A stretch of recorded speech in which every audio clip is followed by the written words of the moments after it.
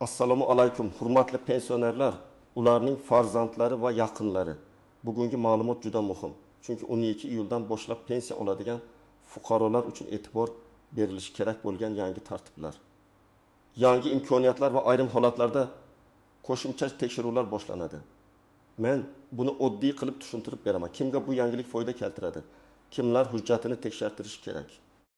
Kimlar esa ortiqcha xavotir olmasligi mumkin? Iltimos, videoni oxirigacha ko'ring. Chunki ko'pchilik pensiya pulini olayotganda faqat oylik tushgan-tushmaganiga qaraydi. Lekin pensiya miqdori to'g'ri hisoblanganmi? Qo'shimcha ustamalar kiritilganmi? Ish staji to'liq olinganmi? Bank kartasi yoki pochta orqali to'lovda muammo yo'qmi? Mana shu masalalarda katta farqlar chiqishi mumkin. Hozirning o'zida kanalga obuna bo'ling, like bosing. Chunki bunday yangiliklarni kech bilgan odam ba'zan o'ziga tegishli pulni vaqtida ola olmay qoladi. Avval pensiya masalasida ko'pchilik shunday yashab kelgan. Pensiya tayinlangan, har oy ma'lum bir sana atrofida pul tushadi. Pensioner bankomatdan yoki pochtachidan oladi. Shu bilan ish tugaydi. Agar pensiya kamroq tushsa ko'pchilik demak shunday ekan deb indamay qo'ya qoladi. Agar qo'shimcha staj bo'lsa ham eski ish joyidan ma'lumotnoma topilmasa endi foydasi yo'q deb o'ylaydi. Agar nogironlik, boquvchisini yo'qotganlik, yoshga doir pensiya yoki ustama bo'yicha huquq bo'lsa ham ko'p odam qaysi eshikni taqillatishni bilmaydi. Endi esa 22 iyuldan e'tibor kuchayishi kerak bo'lgan asosiy narsa shuki, pensionerlar o'z pensiya ma'lumotlarini qayta tekshirtirish, to'lov usulini aniqlashtirish, qo'shimcha huquqlarni so'rash. Xatolik bo'lsa ariza orqali tuzatish talab qilish imkoniyatidan faol foydalanish kerak. Men buni syurpriz deb atayman. Chunki ayrim pensionerlar uchun bu oddiy tekshiruv natijasida pensiya miqdori oshishi. O'tgan davr uchun farq to'lanishi yoki kamida kelajakdagi to'lovlar tartibli bo'lishi mumkin. Lekin men bir narsani boshida aniq aytaman. Bu hamma pensionerga bir kunda bir xil miqdorda pul qo'shiladi degani emas. Kimdir hech narsa qilmasa ham pensiyasini odatdagidek oladi. Kimdir hujjatini tekshirtirsa, qo'shimcha staj topilib, pensiyasi oshishi mumkin. Yana kimdir bank kartasi muddati tugagani yoki ma'lumotlar mos kelmagani uchun to'lov kechikishning oldini oladi. Demak, bu yangilikning asosiy foydasi shundaki, pensioner o'z huquqini bilsa yutadi, bilmasa kutib yuraveradi. Oldin pensiya tayinlashda ko'plab ma'lumotlar qog'oz hujjatlarga bog'liq edi. Mehnat daftarchasi, ish haqi ma'lumotnomasi, arxivdan olingan tasdiqlar, tashkilotning muhrlihati. Turli yillardagi ish joylari haqidagi yozuvlar asosiy rol o'ynagan. Agar biror joyda xatolik bo'lsa, masalan, familiya bir harf bilan boshqacha yozilgan bo'lsa, ishga kirgan sana noto'g'ri tushgan bo'lsa yoki ish joyi yopilib ketgan bo'lsa, odamning staji to'liq hisobga olinmasligi mumkin edi. Hozir esa raqamli ma'lumotlar bazasi, idoralar almashinuv, bank tizimi, SMS xabarnomalar va shaxsiy kabinetlar orqali ko'p narsa tekshiriladigan bo'lib bormoqda. Bu yaxshi tomoni shuki, pensioner har safar o'nlab eshikni aylanmasligi kerak. Lekin ikkinchi tomoni ham bor. Bazadagi xato ham avtomatik tarzda davom etishi mumkin. Masalan, pasport yangilangan, lekin bankdagi ma'lumot yangilanmagan, yoki JSHR raqami bir joyda noto'g'ri kiritilgan, yoki pensionerning yashash manzili o'zgargan, lekin to'lov yetkazish tizimida eski manzili qolgan. Shunda odam nega pul kechikdi deb hayron bo'ladi. 12 iyuldan keyin men har bir pensionerga shuni maslahat beraman. Pensiyangiz tushayotgan bo'lsa ham bir marta o'z ma'lumotlaringizni tekshiring. Pensiya turi, staj, hisoblangan summa, ustamalar, bank rekvizitlari, telefon raqami, yashash manzili, karta muddati, ishonchnoma orqali olinsa ishonchnoma muddati. Bularning hammasi muhim. Chunki pensiya tizimida kichik ko'rgan xato ham real pulga ta'sir qiladi. Nimani bilish kerak, kim xavotir olish kerak, kim esa tinch bo'lishi mumkin birinchi navbatda.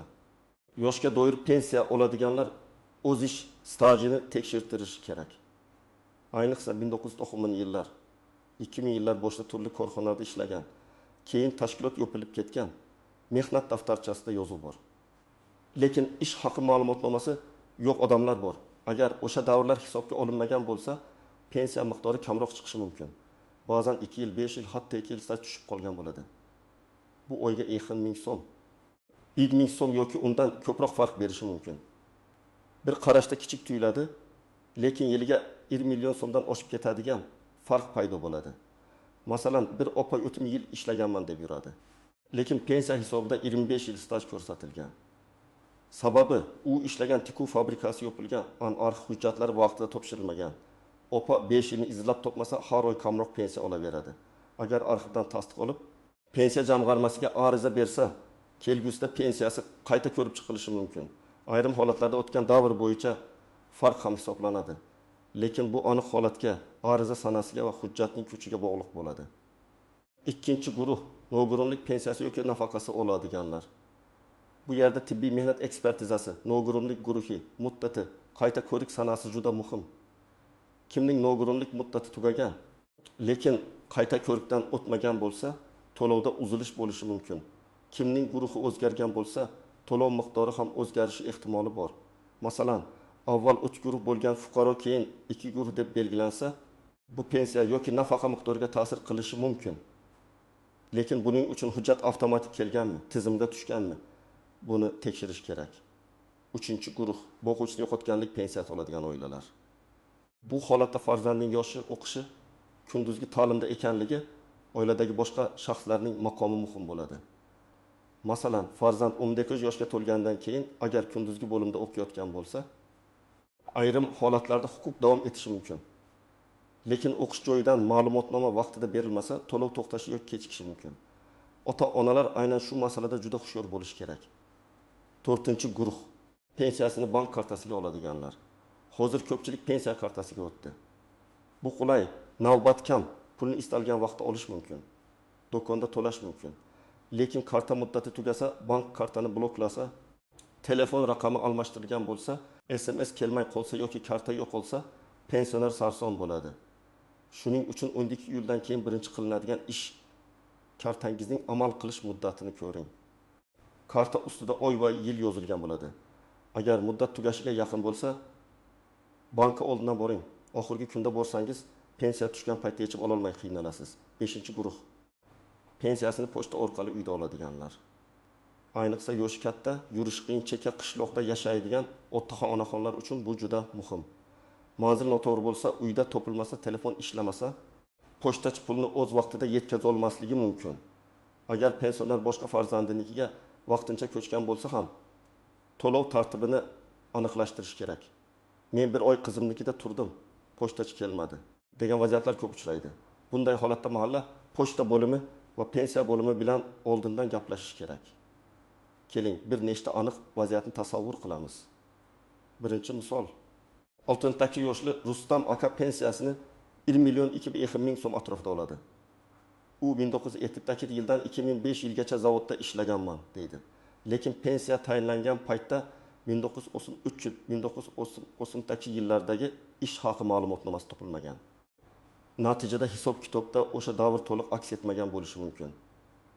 Rustam aka arxivga murojaat qilib, zavodning eski buyruqlari, ish haqi vedomoslari yoki stajni tasdiqlovchi hujjatlarni topsa, pensiya qayta ko'rib chiqilishi ehtimoli bor. Agar oyiga 10 ming so'm farq chiqsa, bu bir yilda 96 ming so'm degani. Bu pensioner uchun dori-darmon, kommunal to'lov yoki oziq-ovqatga katta yordam. Ikkinchi misol. 52 yoshli Muhabbat opa pensiyasini kartaga oladi. Karta muddati iyul oyida tugaydi, lekin opa buni bilmaydi. Pensiya tushadi, lekin bankomat pul bermaydi, do'konda karta ishlamaydi. Opa bankka borishga majbur bo'ladi. Navbatda turadi, asabiylashadi. Agar u oldindan kartaning muddatini tekshirganda, yangi kartani vaqtida olib, muammosiz pensiyasini ishlatardi. Demak, ba'zan yangilik katta pul qo'shilishi emas, balki o'z pulingizni vaqtida va muammosiz olishdir. 3-misol, boquvchisini yo'qotganlik pensiyasi oladigan oilada 18 yoshga to'lgan farzand kollej yoki universitetning kunduzgi bo'limida o'qiyapti. Onasi pensiya avtomatik davom etadi deb o'ylaydi. Lekin o'qish joyidan ma'lumotnoma topshirilmasa, tizim farzandning o'qiyotganini bilmasligi mumkin. Natijada to'lov to'xtaydi. Keyin hujjat topshiriladi, tekshiruv bo'ladi. Vaqt ketadi. Shuning uchun o'qish boshlanishi, kursdan kursga o'tish, ta'til davri, 25 yoshga to'lish sanasi kabi holatlarni oldindan nazorat qilish kerak. 4-misol. Bir otaxon ishonchnoma orqali pensiyasini o'g'liga oldiradi. Ishonchnoma muddati tugagan, lekin oila buni unutgan. Bank yoki pochta pulni bermaydi. O'g'li nega bermayapsizlar deb jahli chiqadi. Aslida tizim noto'g'ri ish qilmayapti. Hujjat muddati tugagan. Demak, ishonchnoma bilan pensiya olinadigan bo'lsa, uning muddati, notarial tasdiqi va pensionerning roziligi har doim tartibda bo'lishi kerak. Eng birinchi nozik jihat, pensiya oshishi har doim ham avtomatik bo'lmaydi. Ba'zi holatlarda davlat organlari ma'lumotni o'z oladi, lekin ba'zi holatlarda fuqaroning arizasi va tasdiqlovchi hujjat kerak bo'ladi. Masalan, mehnat staji bo'yicha qo'shimcha hujjat topilgan bo'lsa, uni hech kim sizning uyingizga kelib olib ketmaydi. O'zingiz murojaat qilasiz, ariza yozasiz, hujjat nusxasini topshirasiz, qabul qilinganini tasdiqlatib olasiz. Ikkinchi nozik jihat, telefon orqali keladigan xabarlarga ehtiyot bo'ling. In 2 yildan pensiyangizga qo'shimcha pul tushadi, kartangiz raqamini yuboring, SMS kodini ayting, havolaga kiring degan xabarlar firibgarlik bo'lishi mumkin. Hech qachon kartangizning to'liq raqamini, amal qilish muddatini, SMS kodini, PIN kodini begona odamga aytmang. Pensiya organi yoki bank xodimi sizdan SMS kod so'ramasligi kerak. Agar kimdir shunday desa, darhol suhbatni to'xtating va bankning rasmiy telefoniga qo'ng'iroq qiling. Uchinchi nozik jihat. Pensiya miqdori haqida og'zaki gapga ishonib qolmang. Qo'shib berishar ekan. Hamma pensionerga bir xil pul tushar ekan. Falon kuni hamma borib ariza yozish kerak ekan degan mish-mishlar ko'p bo'ladi. Men ekspert sifatida aytaman. Har bir pensionerning pensiyasi alohida hisoblanadi. Staj, ish haqi, pensiya turi, ustama nogironlik guruhi, oilaviy holat, hujjat sanasi hammasi ta'sir qiladi. Shuning uchun qo'shningizga 1 ming so'm qo'shilgani sizga ham aynan shuncha qo'shiladi degani emas. To'rtinchi nozik jihat. Qayta hisob kitobda hamma hujjat ham qabul qilinavermaydi. Oddiy daftarga yozilgan ma'lumot, tanishning guvohligi yoki men shu yerda ishlaganman degan gap yetarli bo'lmasligi mumkin. Mehnat daftarchasi, arxiv ma'lumotnomasi, ishga qabul qilish va bo'shatish buyrug'i, ish haqi vedomosti, sud qarori yoki qonunda ko'rsatilgan boshqa tasdiqlovchi hujjatlar kerak bo'ladi. Agar hujjatlarda familiya o'zgargan bo'lsa, nikoh guvohnomasi yoki familiya o'zgarganini tasdiqlovchi hujjat ham kerak bo'lishi mumkin. 5-chi nozik jihat. Chet elda vaqtincha yurgan pensionerlar.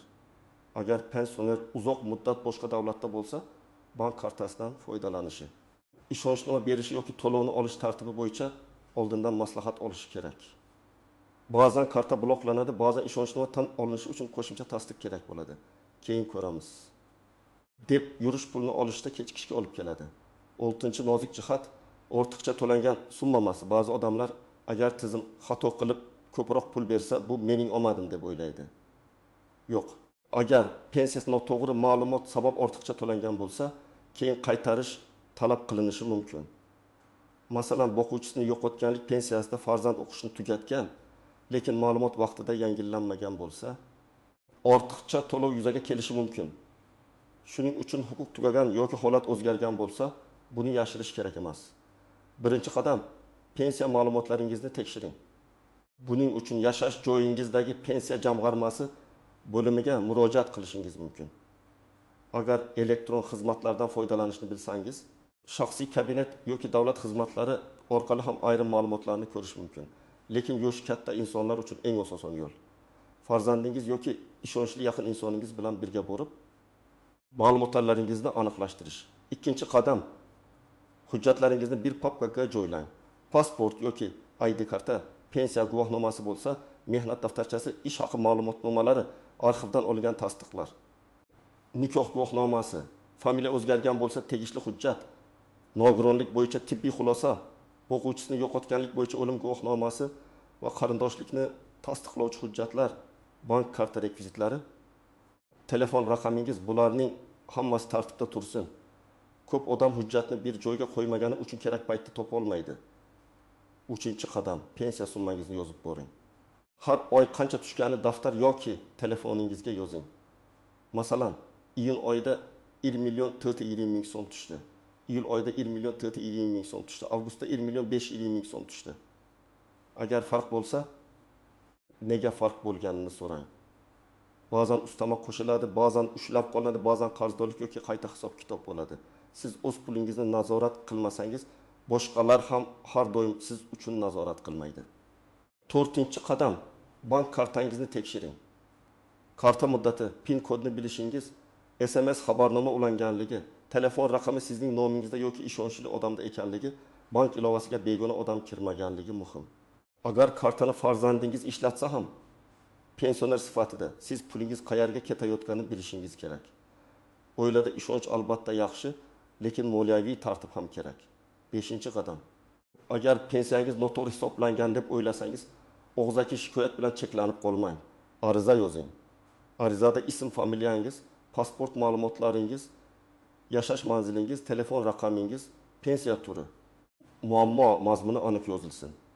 Masalan, mening 1994-1999 yillarda falon korxonada ishlagan davrim pensiya stajimga kiritilmagan bo'lishi mumkin. Ushbu davrni qayta tekshirib, pensiyamni qayta hisoblab berishingizni so'rayman. Arizaga hujjat nusxalarini ilova qiling. Ariza qabul qilingan sanani va ro'yxat raqamini olishni unutmang. 6-qadam, arxivga murojaat qilishdan qo'rqmang. Agar eski ish joyingiz yopilgan bo'lsa, hujjatlar tuman, shahar yoki viloyat arxivida saqlanishi mumkin. Arxivga borishda ish joyining to'liq nomi, taxminiy ishlagan yillaringiz, lavozimingiz, eski manzili, rahbar nomi esingizda bo'lsa, hammasini yozib oling. Qancha aniq ma'lumot bersangiz, hujjat topish osonlashadi. Ba'zan bitta to'g'ri topilgan arxiv ma'lumotnomasi pensiya miqdoriga sezilarli ta'sir qiladi. 7-qadam, ishonchnoma orqali pensiya olinadigan bo'lsa, hammasini qonuniy qiling. Pensionerning o'zi pulini ola olmasa, yaqiniga ishonchnoma berishi mumkin. Lekin ishonchnoma muddati, vakolat doirasi, notarial tasdiq, bank yoki pochta talablari to'g'ri bo'lishi kerak.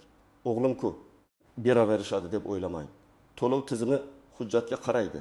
8-qadam, shubhali qo'ng'iroq va xabarlardan himoyalaning. Agar kimdir sizga qo'ng'iroq qilib, pensiyangiz oshdi, kartangizga o'tkazish uchun kod ayting desa, bu firibgar bo'lishi mumkin. Agar 2-iyuldan hamma pensioner ro'yxatdan o'tishi kerak, havolaga bosing desa, havolaga kirmang. Rasmiy ma'lumotni faqat pensiya jamg'armasi, bank, davlat xizmatlari markazi yoki ishonchli rasmiy manbalardan tekshiring. 9-qadam, farzandlar ota-onasiga yordam bersin. Men yosh tomoshabinlarga ham murojaat qilaman. Ota-onangiz pensiya oladigan bo'lsa, bir marta ularning hujjatlarini ko'rib chiqing. Kartasi ishlayaptimi? Pensiya miqdori tushunyaptimi? Telefoniga firibgarlar yozmayaptimi? Arxiv hujjatga taka emasmi? Bilib qo'ying. Ko'pincha otaxon, onaxonlar uyalmay so'ray olmaydi yoki qayerga borishni bilmaydi.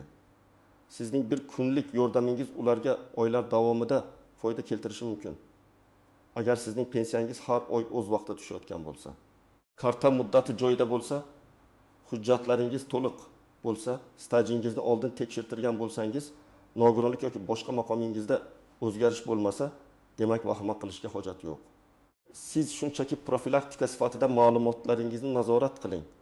Har bir yangilik degani darhol navbatga turish, hamma ishni tashlab yugurish degani emas.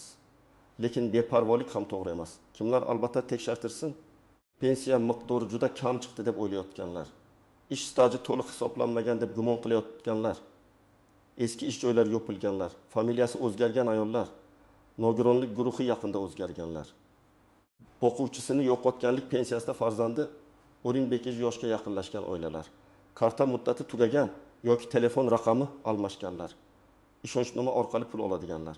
Mana shu toifalar ayniqsa e'tiborli bo'lsin. Demak, 12-iyuldan pensionerlar uchun eng katta syurpriz shuki, o'z pensiyangizga befarq qaramasangiz, hujjatlaringizni tekshirtirsangiz, xatolarni vaqtida tuzatsangiz, qo'shimcha huquqlaringizni talab qilsangiz, real foyda ko'rishingiz mumkin.